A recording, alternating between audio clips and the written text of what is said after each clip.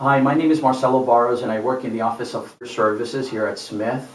We have a lot of international students here at Smith. We're very proud and very honored to have students from different countries.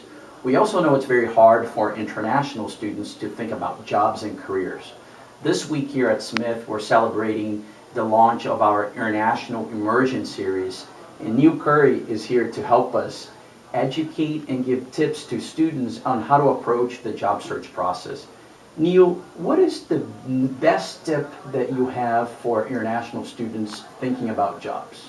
I think that international students are like almost every student that you have, Marcelo, here at the school.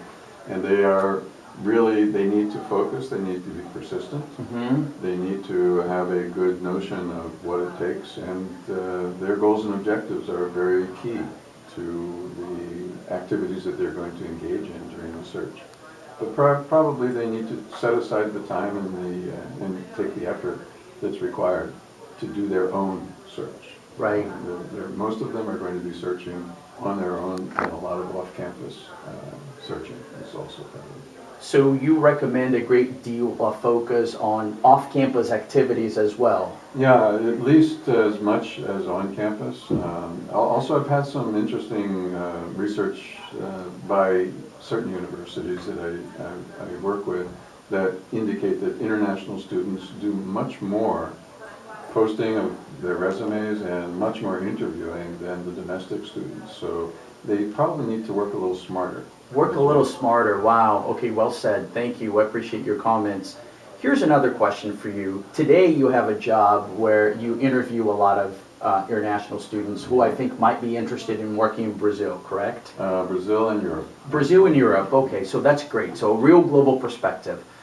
We have a situation where international students sometimes, it is a best practice to handle a dual search process, meaning look for a job in the U.S., but don't neglect opportunities outside of the U.S. Can you speak a little bit about that? Yeah, it's the window of job search is very narrow, so that if you wait until your primary goal, your preference of, let's say your preference is working in Washington, D.C. or New York City, the international student, when they find that that search is not working out, it may be too late to start something back home or in another country. So yeah, you really do have to have a parallel approach. Yeah. If you are, unless you have a very, very unique situation. If you have a lot of experience, which is very specialized, and you know where your niche is, right?